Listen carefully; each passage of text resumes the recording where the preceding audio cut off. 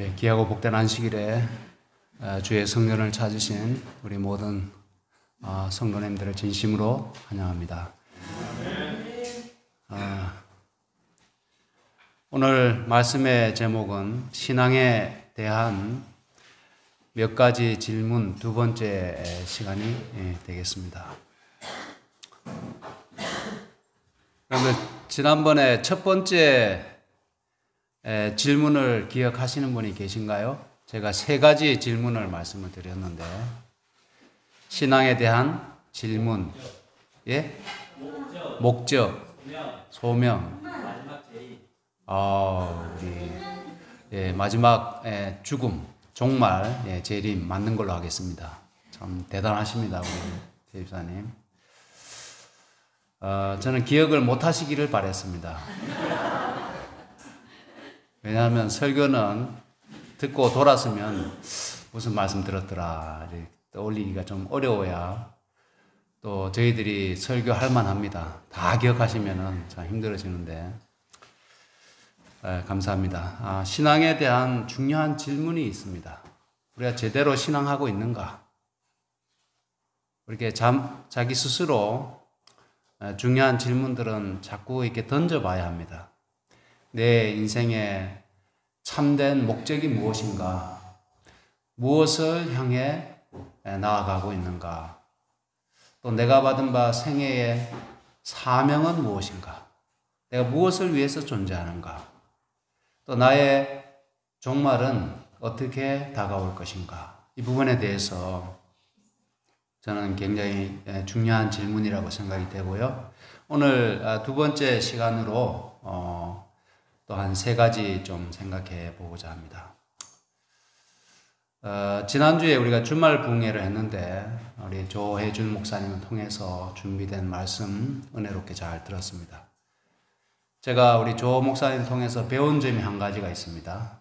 그 배운 점이 뭔가 하면 이분은 말씀에 열정이 넘치시는 분 같아요.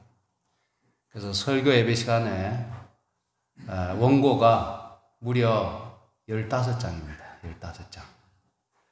그리고 원고를 준비하는데 교과 시간 끝날 때까지 준비를 해서 원고를 준비하는 걸 봤어요. 그것은 뭔가 하면 준비가 안 되었기 때문이 아니라 한 말씀이라도 더 좋은 말씀을 전하기 위해서 마치 시험을 칠 때 진짜 성적에 애착이 있고 이런 학생들은 종이 친 다음에도 선생님이 거듭할 때까지 이렇게 시험지를 붙들고 있는 그런 학생들이 있어요. 우리 조 목사님이 그런 스타일이더라고요. 그래서 설교가 몇 시에 끝났습니까? 지난주에 12시 25분 제가 정확하게 기억합니다.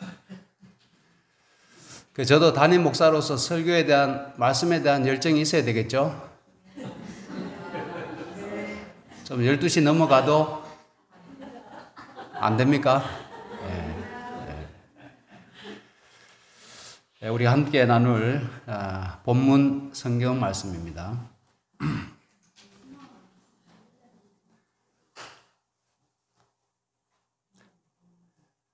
빨간 글씨는 우리 여성분들이 읽으시고요. 파란 글씨는 우리 남성분들이 읽어주시면 좋겠습니다. 사람에게 시작. 사람에게 보이려고 그들 앞에서 너희의 눈을 뜨지 않도록 주의하라. 그렇지 않으면 하늘의 지식이 너희에게 아무를 지지 못하느니라. 그러므로 구제할 때에 배신하는 자가 사람에게 영광을 얻으려고 이겨나가 거리에서 하는 것 같이 너희 앞에 나팔을 불지 말라. 지지로 너희에게 이르노니 자기가 자기 상을 예, 감사합니다. 마태복음 6장에는 우리의 신앙 또 종교 행위에 대한 우리 예수님의 말씀이 나타나 있습니다. 여기 보시는 것처럼 빨간 글씨는 사람에게 보이려고 그들 앞에서 너희 의를 행치 않도록 주의하라 이렇게 말씀하셨어요. 사람에게 보이려고 그런 일을 행치 말라고 말씀하셨습니다. 그 다음에 두 번째도 구제할 때에 외식하는 자가 사람에게 영광을 얻으려고 회당과 거리에서 하는 것 같이 너희 앞에 나팔을 불지 말라. 이렇게 말씀하셨죠. 구제할 때나 또 의를 행할 때나 사람에게 영광을 얻으려고 또 사람에게 보이려고 하지 말라는 겁니다. 그렇게 하면 파란 것이 보시면 너희 아버지께 뭘 얻지 못합니까? 상을 얻지 못한다는 겁니다. 또 밑에도 마찬가지로 저희는 자기 상을 이미 받았느니라 이렇게 말씀하시죠. 중요한 부분 아닙니까? 그래서 우리는 우리의 신앙에 던져봐야 할 중요한 질문이 있는데 나의 신앙의 행위들이 사람에게 보이려고 하는 것은 혹 아닌지 또 사람의 상을 얻기 위한 그러한 목적은 아닌지 그러한 동기에서 하는 것은 아닌지를 우리가 곰곰이 돌아봐야 한다는 것이죠. 말씀이 계속 이어집니다. 너는 구제할 때에 오른손에 하는 것을 왼손이 모르게 하여 너의 구제함이 은밀하게 하라. 이것은 다른 말로 사람이 모르게, 사람 모르게, 즉 사람에게 보이려고 구제하지 말라는 겁니다. 그러면 또 똑같은 이 패턴이 반복됩니다. 은밀한 중에 보시는 너희 아버지가 갚으시리라. 은밀하게 하면 사람에게 보이기 위함이 아닌 그러한 구제는 하나님께서 친히 갚아주시겠다는 것입니다. 또 이어집니다. 또 너희가 기도할 때에 외식하는 자와 같이 되지 말라. 저희는 사람에게 보이려고 회당과 큰 거리 어귀에 서서 기도하기를 어떻게 한다고요? 좋아하는 겁니다. 사람들 앞에서. 자, 또 똑같은 형태가 반복되는데 내가 진실로 너에게 이르노니 저희는 자기 상을 이미 받았느니라 이렇게 말씀하죠. 마지막입니다. 너는 기도할 때에 너의 골방에 들어가 문을 닫고 은밀한 중에 계신 내 아버지께 기도하라. 즉 사람에게 보이지 말고 골방에 들어가서 은밀하게 아버지께 기도하라는 겁니다. 그러면 어떻게 하시는가 하면 은밀한 중에 보시는 내 아버지께서 갚으시리라.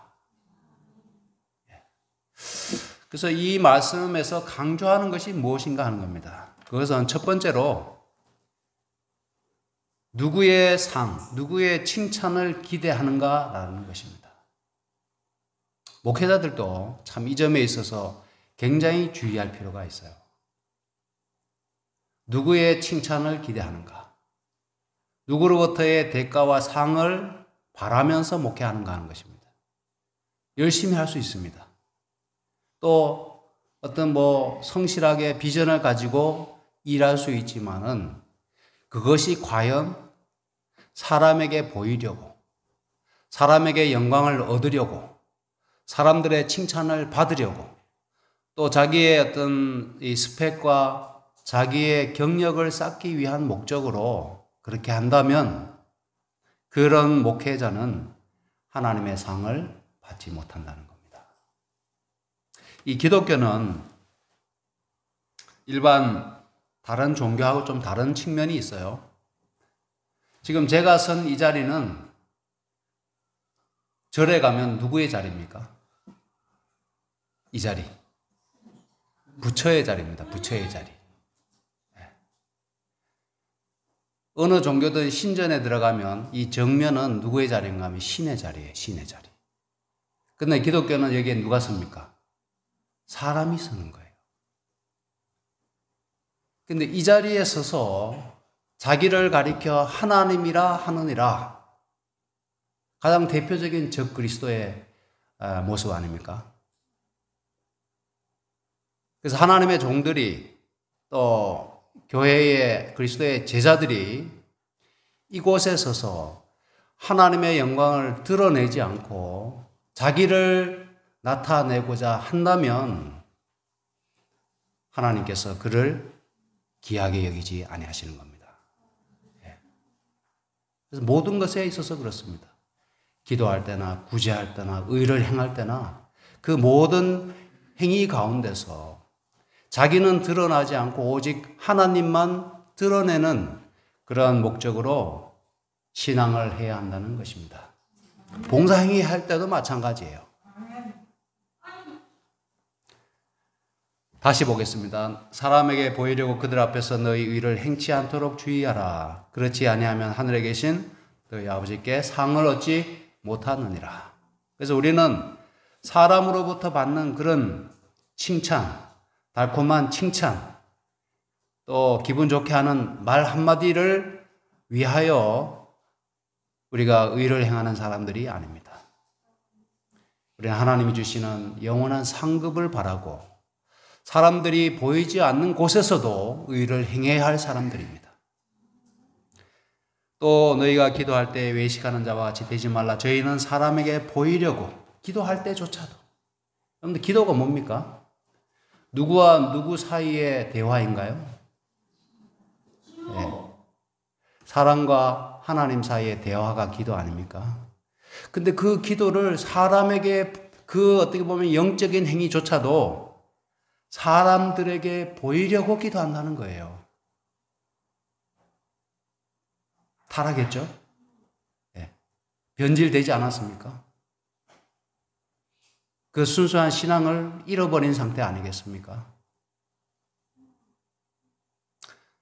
내가 진실로 너에게 이르노니 저희는 자기 상을 이미 받았느니라. 기도를 정말 기가 막히게 청산유수와 같이 많은 사람들 앞에서 그럴듯하게 기도한다 할지라도 그 기도가 자기를 드러내는 기도라면 그는 상을 받지 못하는 겁니다. 여기 이런 말씀이 있습니다. 교회 증언 5권 204페이지에서 207페이지입니다. 기도는 가장 거룩한 영혼의 활동이다.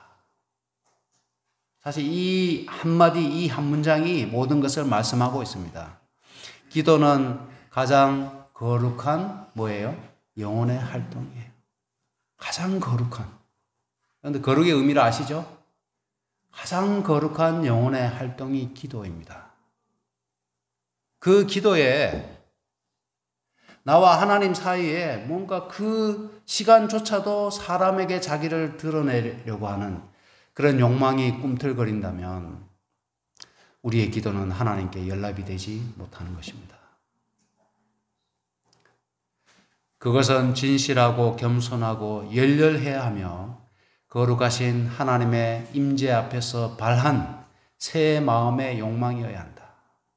진실하고 겸손하고 열렬해야 하며 새 마음의 거룩한 욕망이어야 한다는 겁니다. 타는 자가 거룩한 임재 앞에 있음을 느낄 때 자아는 잊어버린 바 된다. 하나님의 거룩한 임재 앞에 실제로 서본 사람은 자신을 잊어버리게 된다는 겁니다. 자신을 드러낼 엄두조차도 내지 못한다는 거죠. 왜냐하면 너무나 보잘것없으니까. 하나님의 거룩한 영광 앞에 서본 사람은 자기를 과시하거나 드러낼 엄두조차 내지 못한다는 겁니다. 그는 사람들의 길을 즐겁게 하고자 노력하지 않고 영원히 갈망하는 축복을 얻고자 노력할 것이다. 사람들의 길을 즐겁게 하기 위해 기도하는 게 아니라 우리의 진정한 영혼의 갈망, 그것을 하나님께 아뢰기 위하여 겸손하고 열렬하게 메어 달리는 기도를 드리게 된다는 겁니다. 그대들이 기도할 때는 간단 명료하게 하고 바로 요점으로 들어가라. 그대들의 긴 기도로 주님께 뭐 하지 말라고요? 설교하지 말라. 기도가 사람들에게 하는 것이 아니라는 겁니다. 기도는 누구께 드리는 거예요? 하나님께 드리는 기도예요. 그래서 기도를 할 때 설교하는 것처럼 하지 말라는 겁니다. 마치 배고픈 어린이가 그의 육신의 아버지께 떡을 구하듯이 생명의 떡을 구하라. 만일 우리가 단순함과 믿음으로 하나님께 구할 것 같으면, 단순함과 믿음으로 하나님께 구할 것 같으면 그분께서는 필요한 모든 축복을 우리에게 주실 것이다. 우리가 좀 잘못 생각하는 것 중에 하나가 예배 본다는 표현도 잘못됐죠. 또 예배 참석하면서 예배의 어떤 방관자 혹은 예배의 설교의 평가자, 이러한 자세는 예배자로서의 자세는 결단코 아닙니다. 그래서 설교자가 하나님의 말씀을 증거할 때 여러분께서 그 설교를 평가하거나 감동받기 위해서 그렇게 그러한 목적으로 참여하지 마시고, 그 예배 시간에 하나님의 말씀이 선포될 때 여러분께서도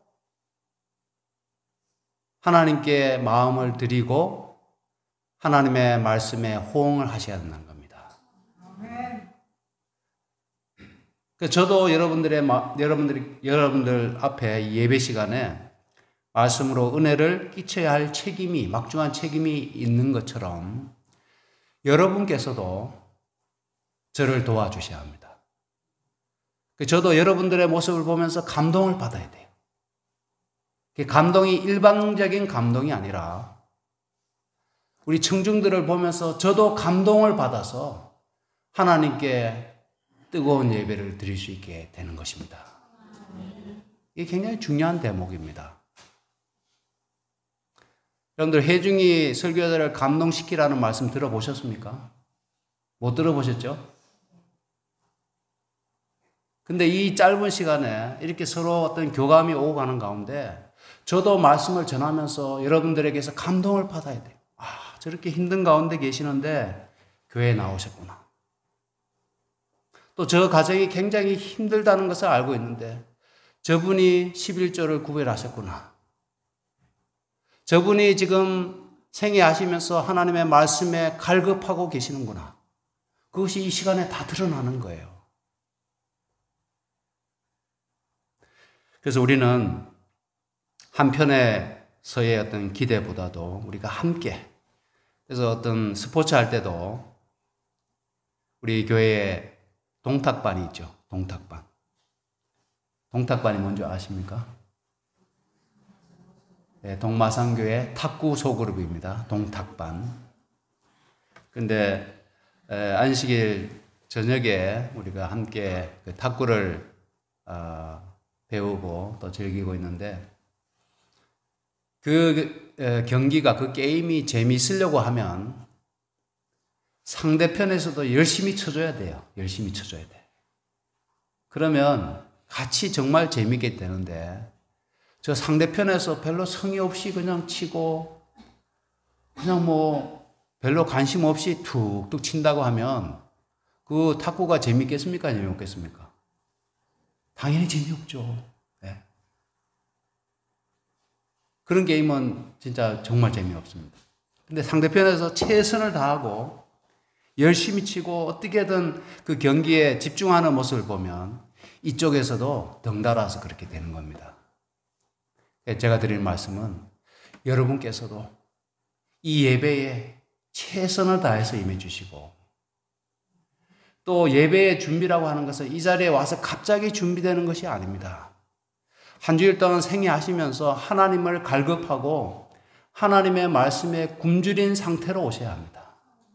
마음이 가난한 상태로 오셔서 그냥 제가 여러분들의 얼굴만 봐도 이분들이 말씀을 너무나 사모하고 있다는 그런 느낌을 받을 때 저도 10개를 준비했다고 하면 20개를 전할 수 있게 되리라고 믿습니다. 어떤 사람들이 하나님의 말씀을 갈급하게 될까요?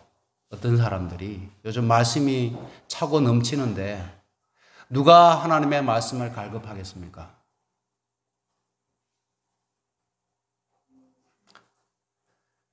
영적인 생명력이 약동하는 사람이 배고픔을 느낍니다. 건강한 사람.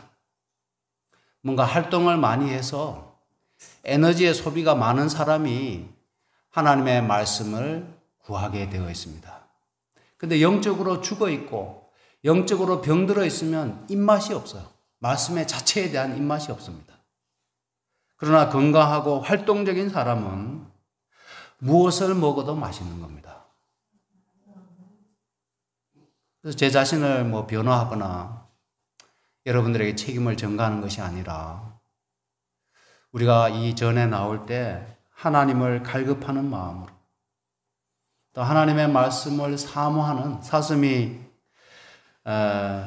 시냇물을 목말라 하고 갈급하듯이 우리가 그러한 심령으로 이 자리에 다 앉아 계신다면 하나님께서 기뻐하시고 이 예배가 보다 하나님께 상납되는 그러한 예배가 될 줄로 믿습니다. 자, 금식할 때 마찬가지입니다. 금식할 때 너희는 외식하는 자들과 같이 슬픈 기색을 내지 말라.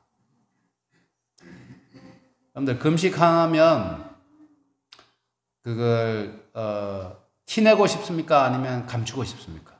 금식하면. 내가 며칠 금식했다. 적어도 이 당시에는 그게 자랑거리였어요. 이 당시에는. 일주일에 몇 번 금식한다. 이걸 얘기하고 싶은 겁니다. 이걸. 근데 금식이라고 하는 것은 기도와 마찬가지로 금식만 가지고 되지 않잖아요. 금식은 기도의 한 부분입니다. 하나님과 나 사이의 은밀한 어떤 약속이고 거래예요. 내가 금식하는 걸 다른 사람에게 알림으로써 내 금식이 빛이 나는 것이 의미가 있어지는 것이 아닙니다. 근데 이때 사람들은 그 금식을 자기의 어떤 경건의 모습인 것처럼 자기의 의인 것처럼 자랑하고 다녔어요. 얼굴에다 인상을 쓰고 다녔어요. 내가 지금 굶고 있다는 겁니다.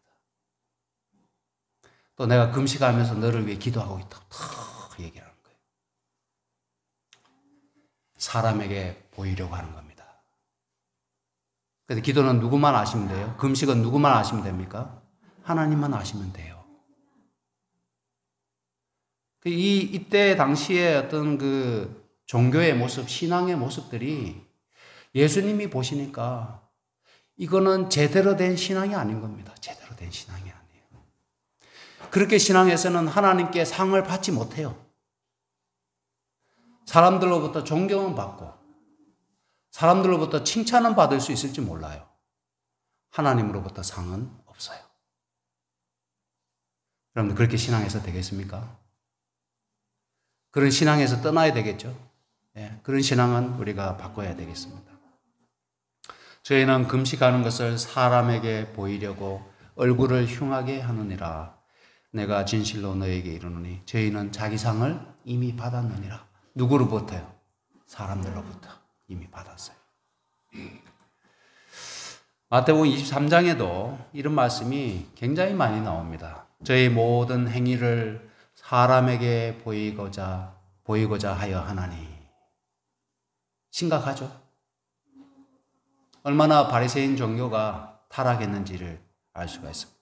저희 모든 행위를 사람에게 보이고자 하여 하나니 곧 그 차는 경문을 넓게 하여 옷수를 크게 하고 잔치의 상석과 회당의 상자와 시장에서 문안받는 것과 사람에게 랍비라 칭함을 받는 것을 좋아하느니라. 다 뭐와 연관되어 있는가 하면 내가 어떻게 보이고 있는가에 신경을 썼다는 거예요. 사람들 보기에. 잔치집에 가가지고 상자에 딱 얹으면 폼 나잖아요. 사람들에게 보이고 싶은 겁니다. 또 시장에서 누가 이렇게 공손하게 인사를 받으면 기분이 좋잖아요. 다른 사람들이 볼 때 기분이 좋잖아요. 우리나라는 특히 이게 심합니다. 유대인들도 심했는데 우리 한국 사람들이 다른 사람들이 나를 어떻게 볼까에 관심이 많고 굉장히 예민해요. 이것이 우리 신앙에도 침투해 있습니다. 여러분들 차가 뭐만 좋으면 됩니까? 차가. 잘 굴러가면 되죠. 그죠? 또 이왕이면 승차감만 좋으면 되는데, 우리나라는 뭐도 좋아해야 되는가 하면 하차감도 좋아해야 돼요. 하차감. 우리 박판는 이사님 하차감이 뭡니까? 모르시는 것 같네요. 우리 정혜영 집사님 하차감이 뭡니까? 의외로 모르시는 분이 많으시군요. 하차감이라고 하는 것은 차 타고 딱 내렸을 때 폼이 나야 돼요. 폼이. 다른 사람들이 봐줄 때 그게 하차감이거든요. 하차감. 그래서 참 그 하차감이라는 말을 제가 처음 듣고 야 진짜 그런 느낌도 있겠구나 하는 생각이 들었습니다. 그래서 우리가 이 문제가 그냥 대수롭지 않게 넘길 문제가 아니라는 겁니다. 우리는 생애의 전반에 우리의 삶의 모든 것이 하나님보다는 사람에게 어떻게 보여지는가에 관심이 있다는 겁니다. 하나님께 어떻게 보여지는 것에 대해서는 별 관심이 없어요, 사실은. 하나님이 나를 어떻게 보시는가? 하나님께 내가 어떻게 보이고 있는가는 별 관심이 없는 겁니다. 그렇게 해서는 우리의 신앙에 진정성이 없고 발전이 없다는 겁니다. 은밀한 중에 보시는 하나님께서 보실 때 우리가 어떠한지가 참으로 중요한 것입니다. 그래서 누가복음 12장 1절에는 그동안에 무리 수만 명이 모여 서로 밟힐 만큼 되었더니 예수께서 먼저 제자들에게 말씀하여 가라사대 바리새인들의 누룩 곧 뭘 주의하라고요? 외식을 주의하라.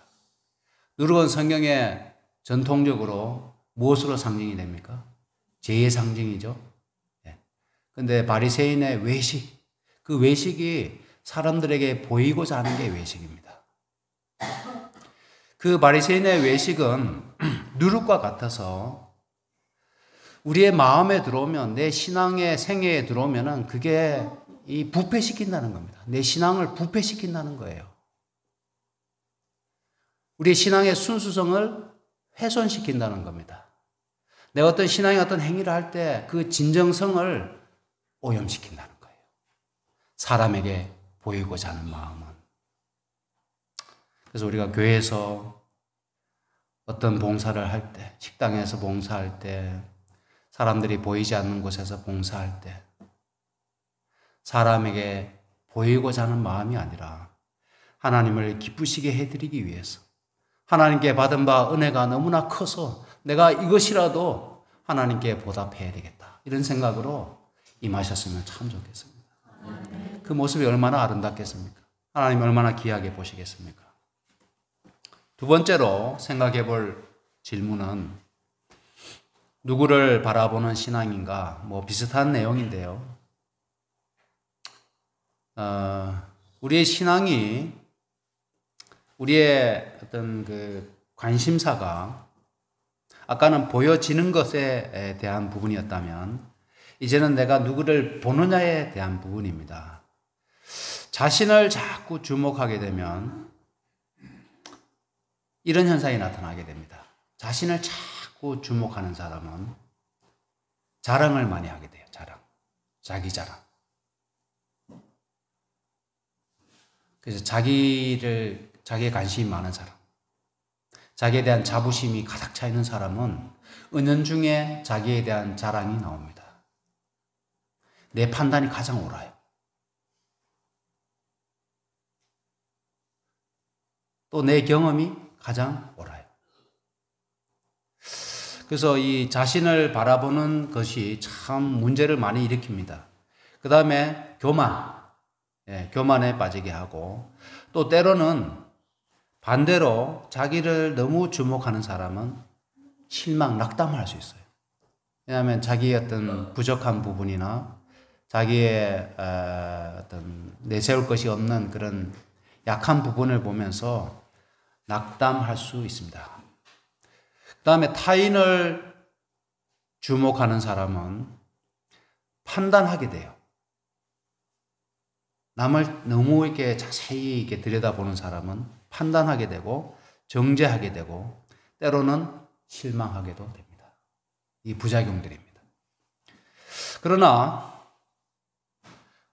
우리의 시선이 하나님을 향해 있을 때 우리가 비로소 온전함을 누리게 됩니다. 이 온전함이라고 한 것은 영적인 부분뿐만 아니라 우리의 생활의 전반에 걸쳐서 나타나는 것입니다. 하나님을 바라봐야 돼요. 하나님을 주목하게 되면 우리가 그분처럼 변화가 되고 우리의 생애가 비로소 제자리에 놓이게 되는 겁니다. 근데 자기를 주목하게 되면 이 사람이 정상적인 사람이 되는 게 아니라 좀 삐뚤어진 사람이 돼요. 상당히 의외적이죠. 자기를 많이 주목하게 되면 바르게 될 것 같지만 그렇지 않습니다. 자기에게 관심이 지나치게 많은 사람은 반드시 문제가 있어요. 또 타인을 자꾸 이렇게 바라보고 판단하는 사람, 말하고 그거 하는 사람들은 여기 말씀드린 것처럼 그를 정죄하거나 판단하거나 실망하게 됩니다. 그래서 우리는 타인을 바라보고 타인을 판단할 만한 그런 지혜나 그런 위치에 있지를 않습니다, 우리는. 또 우리가 보는 것이 정확할까요, 정확하지 않을까요? 정확하지 않습니다. 제가 어제 우리 창원에 어디 지나가다가 어느 교회를 봤는데 벽돌로 외벽을 했는데 얼마나 정말 반듯하게 잘 쌓아 올렸는지 참 우리 사람이 대단하다는 생각이 갑자기 들더라고요. 근데 그 교회 외벽을 벽돌로 쌓을 때, 그 작은 벽돌을 쌓을 때 사람의 자신의 눈을 믿고 쌓아 올렸을까요? 아니면 줄을 치고 쌓아 올렸을까요? 줄을 치고 쌓아 올렸습니다. 우리의 눈이 굉장히 바른 것 같아도 여러분들 정확하지 않습니다. 우리 눈은. 내가 정확하게 판단하는 것 같고 정확하게 보는 것 같아도 우리의 눈은 그렇지 못합니다. 우리의 손은 어떤가요? 우리의 손. 자의 도움을 받지 않고 선을 정확하게 그을 수 있습니까? 못 긋습니다. 원을 그릴 때 동그랗게 그릴 수 있을까요? 그러지 못해요. 우리가 불완전한 존재라는 겁니다. 모든 것에 있어서, 생각에 있어서, 보는 것에 있어서, 말하는 것에 있어서, 듣는 데 있어서도. 우리가 듣는 것도 잘못 들을 수 있어요. 그 자리에서 같이 있었는데 전혀 다르게 이해하고 있는 사람이 있어요. 왜 귀가 딱 뚫혔는데 똑바로 듣지 못할까요? 우리가 불완전하기 때문에 그렇습니다. 그래서 우리는 우리 자신을 너무 믿지 마시기를 바랍니다. 우리 자신이 완전하지 못해요. 또 우리가 완전하지 못하기 때문에 남을 함부로 판단하거나 예측하거나 추정하거나 그렇게 하지 마시기를 바랍니다. 형제 자매들이여, 그대들이 예배를 위하여 모일 때 예수께서 그대들을 만나신다는 것을 믿고 그분께서 그대들에게 즐겨 복을 주시고자 하신다는 것을 믿으라. 자아에게서 눈을 돌려 예수님을 바라보고, 우리 이제 자아에 그만 관심을 가져야 되겠어요. 네, 우리 자아에게. 우리 사실은 우리 자신을 봤을 때 희망이 없습니다, 우리는. 그래서 우리 자아에서 눈을 돌려 예수님을 바라보고 비할 데 없는 그분의 사랑에 대하여 이야기하라. 그분을 바라봄으로써 그대들은 그분의 형상으로 변화될 것이다. 이것은 망고의 원칙이고 진리입니다. 그래서 우리는 무엇을 주목하느냐에 따라서 우리의 신앙이 달라집니다. 자신을 바라보면서 신앙을 30년, 40년을 한다 할지라도 그 사람은 반듯한 성전을 결코 지을 수가 없습니다. 그러나 하나님을 바라보고 신앙을 하는 사람은 그의 성전을 아름답게 온전하게 지을 수가 있습니다. 이 말씀을 꼭 기억하시기를 바랍니다. 믿음의 주요 또 온전케 하시는 이인 누구를 바라보자고요? 예수를 바라보자. 믿음의 뭐예요? 주. 믿음의 주가 내가 아닙니다. 믿음의 주요 온전케 하시는 이인 예수를 바라보자. 모든 은혜의 하나님 곧 그리스도 안에서 너희를 부르사 자기의 영원한 영광에 들어가게 하신 이가 잠깐 고난을 받은 너희를 친히 온전케 하시며 굳게 하시며 강하게 하시며 틀을 견고케 하시리라. 예, 우리 하나님께서 우리를 온전케 하시고 굳게 하시고 강하게 하시고 우리의 믿음의 틀을 견고케 하시겠다 말씀하셨습니다. 천주교와 기독교의 결정적인 나뉘게 된 중요한 교리 중에 하나가 베드로를 어떻게 볼 것이냐 하는 겁니다. 천주교는 베드로를 어떻게 봅니까? 천주교는 베드로를 제1대 교황으로 보고 예수께서 베드로 위에 이 교회를 세우셨다고 그렇게 믿는 사람들입니다. 그런데 기독교는 그 반석이 베드로가 아니라 예수님이라고 믿습니다. 엄청난 차이죠, 그죠? 엄청난 차이입니다. 그래서 우리는 기독교 신앙에 따라서 인간인 나 자신 위에 믿음을 건축하지 말고 예수님 위에 믿음을 건축해야 합니다. 항상, 우리가 항상 예수님을 바라보고 예수님을 우리의 기준으로 그렇게 삼아야 되겠습니다. 자, 마지막 질문입니다. 무엇이 우리의 기준인가? 무엇이 우리의 기준인가? 너가 어찌하여 너의 형제를 판단하느뇨? 어찌하여 너의 형제를 없이 여기느뇨? 우리가 다 하나님의 심판대 앞에 서리라. 그 형제만 아니라 나도 하나님의 심판대 앞에 설 것입니다. 그리고 나는 심판자가 아니라 심판을 받게 될 사람입니다. 그러므로 우리가 누구를 판단하거나 누구를 재판할 권한이 우리에게는 없다는 것입니다. 인자야 너는 두로 왕에게 이르기를 주 여호와의 말씀에 너의 마음이 교만하여 말하기를 나는 신이라. 내가 하나님의 자리 곧 바다의 중심에 앉았다 하도다. 두로가 해상무역이 번성했잖아요. 그래서 막대한 부를 쌓지 않습니까? 그러다 보니까 이 두로 왕이 간이 배밖에 나왔어요. 자기가 뭔 줄 착각하는 겁니까? 신인 줄 착각하는 겁니다. 그래서 이 두로 왕의 이 루스벨의 타락을 빗댄 것이 바로 그 이유입니다.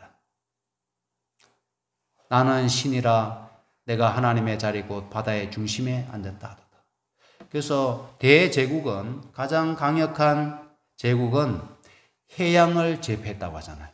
바다를 지배하는 나라가 바다를 지배하는 세력이 이제 강대국이 된다고 하지 않습니까? 지금 미국이 세계를 지배하고 있는데 미국의 제7함대 우리 아시아에 와 있는 제7함대라든지 항공모함들이 어마어마한 한 나라의 화력에 맞먹는 그런 항공모함들이 열몇 척이 있잖아요. 세계 바다에 곳곳에 떠 있지 않습니까? 지금 중동에 이스라엘 하마스 전쟁이 일어나니까 거기에 두 대인가가 있잖아요. 바다를 지배하는 겁니다. 이 두로 왕이 바다의 중심에 앉아 내가 세계를 지배하고 있다. 이렇게 자기 자신이 마치 신인 것처럼 그렇게 착각을 했습니다.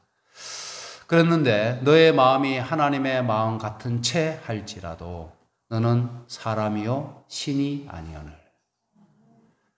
이 말씀을 우리의 마음에 잘 새겨야 되겠습니다. 우리는 사람이요 신이 아닙니다.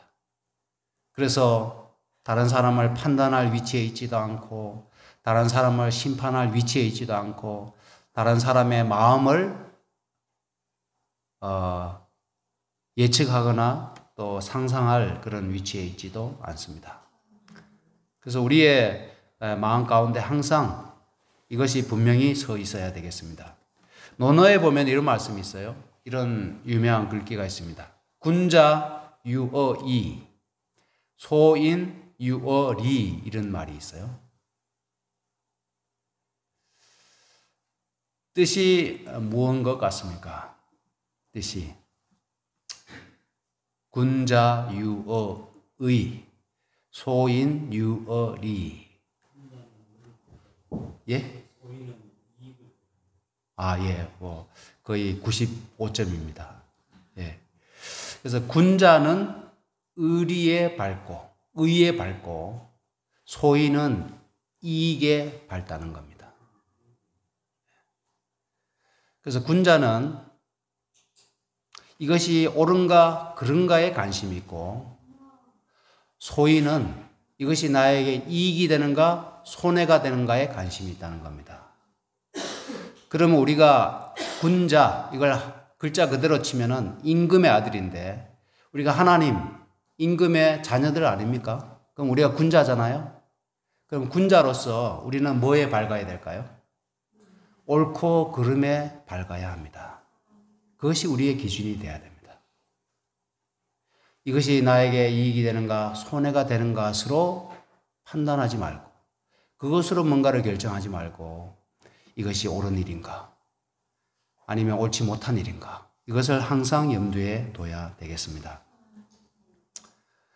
또 사람을 사귈 때도 군자는 참 옳은 사람인가 아니면 옳지 못한 사람인가 이거는 생각할 수 있어요. 그런데 저 사람이 나에게 이익이 될 사람인가 손해가 될 사람인가를 가지고 그를 선택하지 않는다는 것입니다. 공의를 지키는 자들과 항상 의를 행하는 자는 복이 있도다 이렇게 말씀하셨죠. 그래서 무엇이 우리의 기준인가? 의가 우리의 기준이 되어야 한다는 겁니다. 신앙할 때, 이 세상을 살아갈 때 항상 의가 우리의 기준이 되어야 합니다. 신앙에 굉장히 중요한 질문입니다. 이것이 옳은 일인가? 혹은 옳지 못한 일인가? 교회에서도 어떤 관계 속에서 내가 이렇게 하는 것이 과연 교회 전체를 위해서 옳은 일인가? 그렇지 못한가? 하나님께 영광이 되는가? 아니면 그렇지 못한가? 하는 이런 부분들을 우리가 생각해야 되겠습니다. 각 나라 중 하나님을 경외하며 의를 행하는 사람은 하나님이 받으시는 줄을 깨달았도다. 그래서 마침내 선한 일을 행한 자는 생명의 부활로 악한 일을 행한 자는 심판의 부활로 나오게 될 것입니다. 그래서 우리가 의를 선택하고 의의 편에 굳게 서서 선한 사랑의 행위들을 많이 실천하고 또 사랑의 봉사를 많이 하면서 그렇게 주님을 열심히 섬기게 될 때 우리는 마침내 생명의 부활에 참여할 수 있게 될 것입니다. 부디 제가 몇 가지 이렇게 질문을 드렸지만은 굉장히 제 나름대로 중요한 질문이라고 여겨졌습니다. 제가 2시간으로 마치려고 했는데 제가 말씀을 준비하다가 또 중요한 질문이 3가지가 남았어요. 그래서 다음 주일에 한 번 더 이런 말씀을 더 드리고 다음에는 또 다른 주제로 말씀드리도록 하겠습니다. 하나님께서 우리 모두의 신앙을 제대로 할 수 있도록 지혜를 주시고 믿음을 주시기를 간절히 바라면서 말씀을 마치겠습니다.